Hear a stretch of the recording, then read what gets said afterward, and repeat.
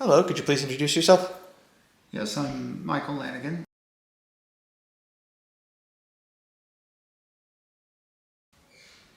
What can you tell us about yourself? I'm an emergency room physician, work in New York City. Currently live in Morris Plains, New Jersey. So you're a physician, you're also you're also a father of four? That's correct, yes. Alright, so tell us about your experience with cable and television, like back when you were young. Yeah, so for the viewers, I'm 58 years old. I was born in 1966. So my first experience with TV was kind of what you read in the old days. You get up to change the channel. You might have to move the antenna around to get good signal. We did have a color TV. I think we had a black and white TV also. And it was that way until sometime probably in the mid-70s. A company called Gill Cable. Gill Cable, the performer. I lived in San Jose in the South Bay area. Came about and they had something called the G channel. So they were playing movies that have been released relatively recently. In 1978, the first-run movies are great on the cable. Beginning next Friday on the G channel, you can expect soaring adventure in Skyriders. And then that was part of the cable system, and you had a little box on top of your TV. It was A and B, and there were certain stations associated with each side. And that was my first recollection of having cable TV. Why do you still pay for cable in like an age of streaming services? I guess it's just what I know. I still feel like I get a good selection of channels. I watch a lot of sports, and I'm pretty much able to find everything I need on there. I'm not a big movie buff, but whatever I would want to watch that had been, that wasn't in the theaters is pretty much on there too. So, I mean, I do use Netflix and some, the bigger streaming services, but I haven't quite left the cable world entirely. We sort of have a large DVD and CD collection. You want to comment anything about that? Have you contributed to that?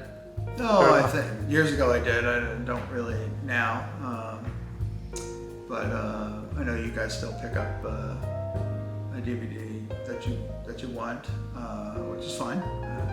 We still have the player, and it's there if you want it. But I mean, I feel like I can pretty much get anything I want on Netflix or YouTube or any other source.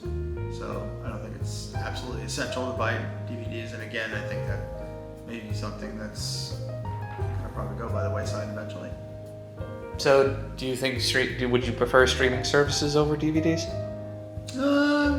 I mean, there's no huge reason to buy DVDs. They're still kind of expensive, I think, for what you get. And I mean, if you're only going to watch it once, maybe twice, it might be better to just, get it on streaming instead of having, extra hardware kind of cluttering up your house. I know you also have old tapes. When did you make the switch over to like CDs? Oh, do you think I feel like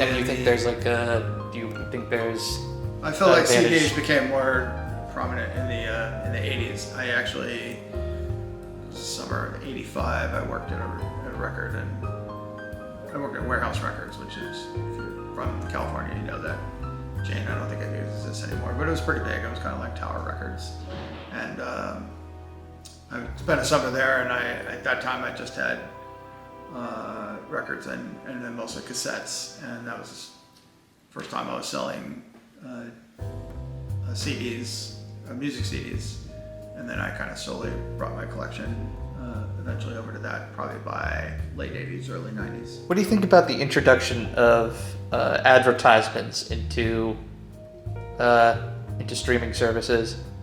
They're now introducing plans where you can buy a cheaper plan and have advertisements on there, and so you'd have to pay extra to have no advertisements.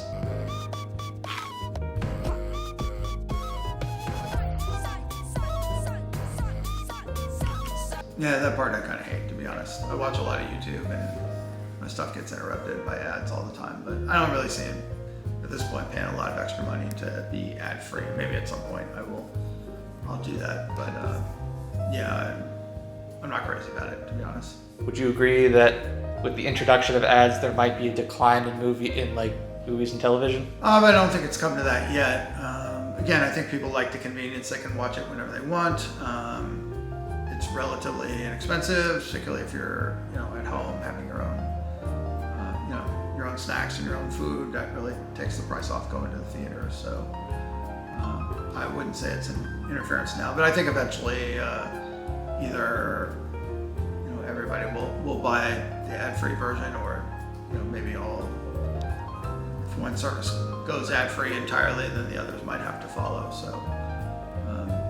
It'll be interesting to watch. I think streaming is here to stay for sure. I think I've lived a good life. I was probably at a time when I saw the oldest type of entertainment going even back to the 30s and 40s, what was first there. Watched it evolve through cable and then satellite. We had satellite for a short time in one of our houses. We had DirecTV. And then just see how everything's evolving now. I think people want to watch stuff when they want to watch it, and streaming allows that to happen. You can, you're not bound down to I have to watch this movie or a TV series at a certain time. I can watch it when I'm able to. I know there's still DVR out there too, but yeah, streaming's here to stay for sure. Netflix. All the DVDs you want, starting at only $9.99 a month, no late fees.